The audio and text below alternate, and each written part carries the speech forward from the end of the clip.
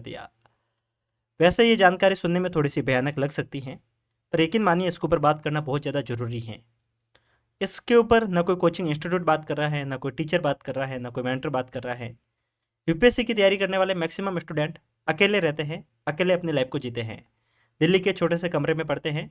सीधी सी बात है कि इस तैयारी के दौरान जब आप अकेले रहते हैं तो कहीं ना कहीं प्रेशर आता है, कहीं ना कहीं वो अलोननेस, जो एकांतवाद का जो ये प्रॉब्लम है, या कहीं ना कहीं आपको परेशान करती हैं। इस वीडियो के अंदर अपन बात करेंगे आखिर ये पूरा मामला है क्या और इससे बच कैसे सकते हैं, उसके ऊपर हम बात करेंगे। Hello everyone, namaste India. I hope आप सब लोग काफ़ी अच्छे होंगे अपने घर पे। As you all know, my name is Mukesh Pukhraj and चलते वीडियो को शुरू करते हैं।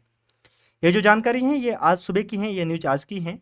एक 20 साल की एक फीमेल स्टूडेंट जो कि यूपीएससी की तैयारी कर रही है, जो कि जयपुर की रहने वाली हैं, और पिछले 2 महीने से वो दिल्ली में रह रही थी। पेरेंट्स बच्चे से कांटेक्ट करने की कोशिश करते हैं। जब उसके पिताजी कांटेक्ट करने की कोशिश करते हैं और कांटेक्ट नहीं हो पाता है तो वो लैंडलॉर्ड को कांटेक्ट करते हैं। जब लैंडलॉर्ड को पता चलता है कि कांटेक्ट नहीं हो रहा है तो वो रूम को खोलने की कोशिश करते हैं, और रूम लॉक होता है तो रूम को खोला जाता है किसी भी तरीके से।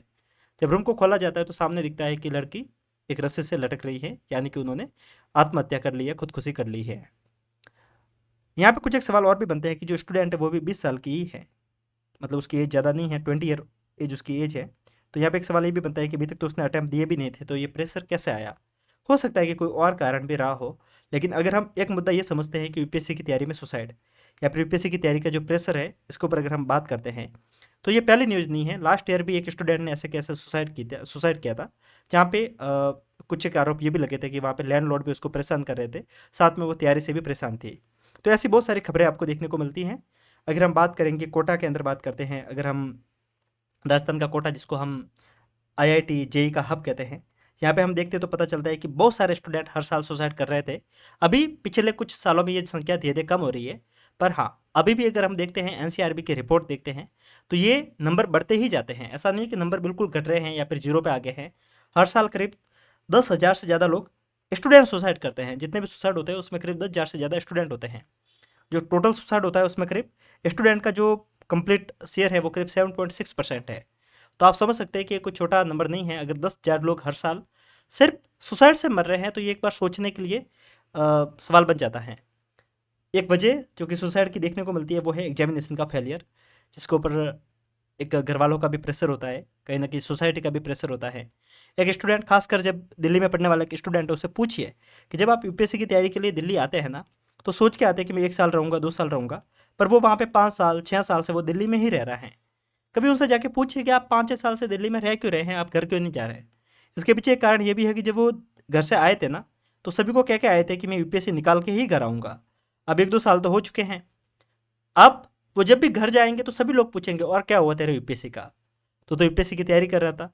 और बाकी आसपास के लोग भी उसको कलेक्टर बाबू, आईपीएस साहब ऐसा कह के पुकारते हैं। तो ये जो प्रेशर क्रिएट करता है ना, ये कहीं ना कहीं बच्चे को अंदर ही अंदर तोड़ता है। इसके कारण बहुत सारे बच्चे ऐसे होते हैं जो दिल्ली से वापस कभी घर जाते ही नहीं है। वो एक बार दिल्ली आ जाते हैं, फिर वो 5 साल 6 साल 7 साल दिल्ली रहते हैं, फिर किसी ना किसी जॉब में लगने के बाद ही वो घर जाते हैं।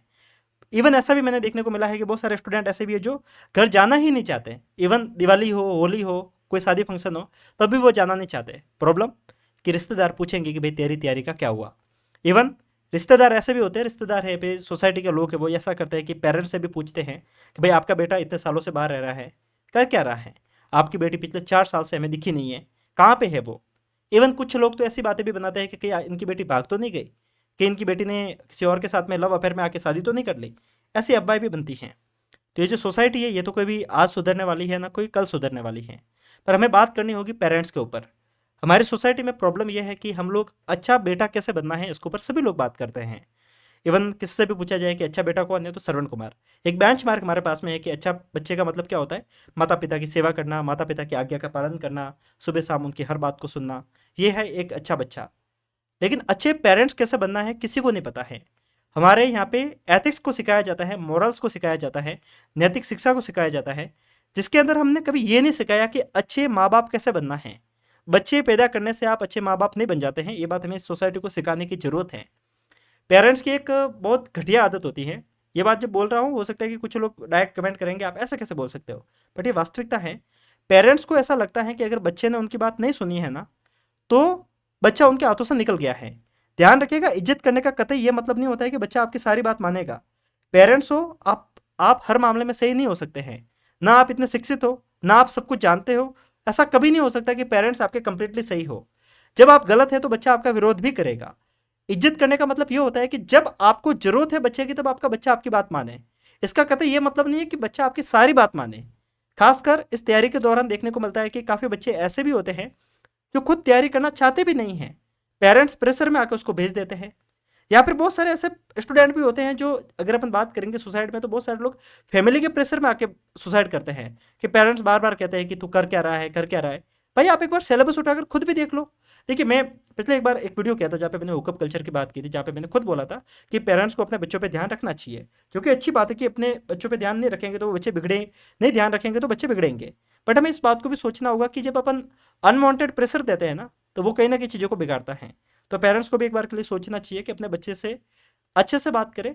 हो सकता है कि वो किसी एक एग्जाम को दिया, फेल हो गया, प्रीलिम्स में वो पिछले 4 साल से फेल हो रहा है। बस आप उसका ये तो देखिए कि वो डेडिकेटेडली पढ़ाई कर रहा है कि नहीं कर रहा है। उससे मिलने जाइए, उसके पास में बैठिए, बात कीजिए। अगर वो गलत संगतों में है तो उससे बचाइए। पर आप इस बात को भी समझिएगा कि जो ये तैयारी का प्रेशर होता है वो इतना आम प्रेशर नहीं होता है। खासकर जब अपन बात करते हैं नीट की, जेई की, ये जो एग्जामिनेशन है ना, यहाँ पे 16 साल 17 साल ये बच्चे होते हैं जिन्होंने अभी तक जीवन को देखा ही नहीं है, जिन्होंने समझा ही नहीं है, मैच्योरिटी अभी तक आई नहीं है। ये लोग जब किसी ख्वाब को दिल से लगा लेते हैं ना, तो काफ़ी ज़्यादा प्रॉब्लम में फंसते हैं। जब सक्सेसफुल नहीं हो पाते हैं तो उनके पास में एक ही रास्ता दिखता है कि वो घर जाएंगे तो लोग क्या बोलेंगे, पेरेंट्स क्या बोलेंगे, इससे बढ़िया मर जाता हूँ, सारी सुविधा खत्म, सारी दुविधा खत्म। तो ये कहीं ना कहीं देखने को मिलता है। अब इस बात को ध्यान रखिएगा कि इसका सॉल्यूशन क्या हो सकता है। सबसे पहले तो हमें इस बात को समझना होगा कि जो मेंटल हेल्थ है ना, ये सच में हमारे लिए इंपॉर्टेंट होती हैं। काफ़ी लोगों को लगता है कि डिप्रेशन क्या होता है, कुछ भी तो नहीं होता है। काफ़ी लोग जो कि लव अफेयर्स के ऊपर कोई बात नहीं करता, करनी चाहिए इसके ऊपर बात, कि युवा अवस्था होती है, 20-22 साल की उम्र होती है, आपको अपोजिट जेंडर से प्यार होगा। और आज की जो ये जेन जी का कल्चर चल रहा है, यहाँ पे धोखा देना, एक दूसरे को चीट करना बहुत आम बात है। जब कोई व्यक्ति आपको चीट करता है तो वो चीज़ें सहन होती नहीं हैं। आप सोचते सोचते, ओवर थिंक करते करते करते करते कहीं ना कहीं डिप्रेशन में चले जाते हैं। दोस्त से बात करते हैं तो दोस्त बोलते हैं कि डिप्रेशन जैसा कुछ होता ही नहीं है। वास्तविकता में होता है। इसके ऊपर हमें बात करने की ज़रूरत है। सोसाइटी में भी इस चीज़ के ऊपर बात करने की ज़रूरत है कि मेंटल हेल्थ भी होती है। जब अपन को सर्दी जुकाम होती है तो अपन मार्केट जाते हैं, मेडिकल स्टोर पे जाते हैं, एक दवाई लेके आ जाते हैं, डॉक्टर से मिलते हैं। अगर हमारे दिमाग को वो चीज़ें सही नहीं लग रही हैं, कई बार हमें लगता है कि हमें नींद नहीं आ रही है, कई बार हमें पूरी पूरी रात सोचने पे मजबूर होना पड़ रहा है, तो डॉक्टर से मिलने में कोई हर्ज नहीं है। गवर्नमेंट हॉस्पिटल में फ्री में सुविधा मिलती है, आप जाइए, बात कीजिए।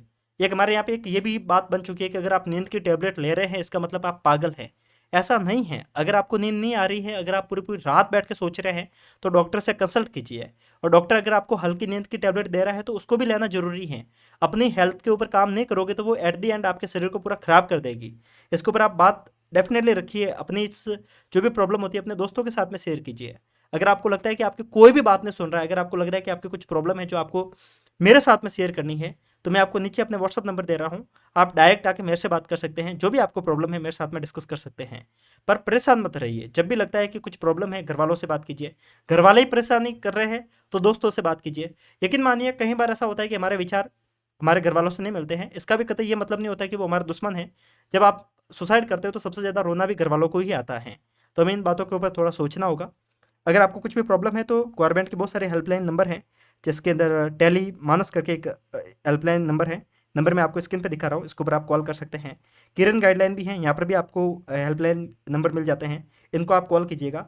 जब आप ये जितने भी नंबर मैं आपको दिखा रहा हूँ, किसी ना किसी पे आप कॉल करेंगे तो कॉल लग ही जाएगा। तो सामने से आपको साइकोलॉजिकल एक कंसल्टेंस देखने को मिलता है। कंसल्टेंसी के लिए कोई डॉक्टर आपको देखने को मिलता है।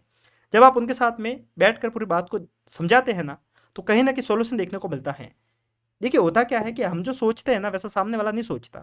देखिए, होता क्या है, आप परेशान हो, आप पूरी पूरी रात सोच रहे हो, आपको लगता है कि सामने वाला भी आपके बारे में ऐसा सोच रहा है, और सिर्फ आप यही सोचते हो। मैं बात करो, लाइक आप फेल हो चुके हो, ठीक है, तो आपको क्या लगता है कि पूरी सोसाइटी पूरे पूरे दिन बैठ के आपके बारे में बात कर रही है। या फिर जैसे कि किसी व्यक्ति ने आपको धोखा दे दिया, तो आपको दो चीज़ें कहीं ना कहीं लगती है। या तो फिर आपको ये लगता है कि उसने आपको यूज़ किया है, या फिर आपको ऐसा लगता है कि वो व्यक्ति पूरे दिन बैठ के आपके बारे में सोच रहा होगा कि तू कैसा है, तू कैसी है। ध्यान रखिएगा, लोग आपके बारे में नहीं सोचते हैं। बस आप अपने ऊपर लगा के देखिए, क्या आपकी गली में कोई बच्चा फेल हुआ है, या फिर आपका कोई दोस्त जो कभी फेल हुआ है, तो क्या आप पूरे दिन उसके बारे में सोचते थे? नहीं ना।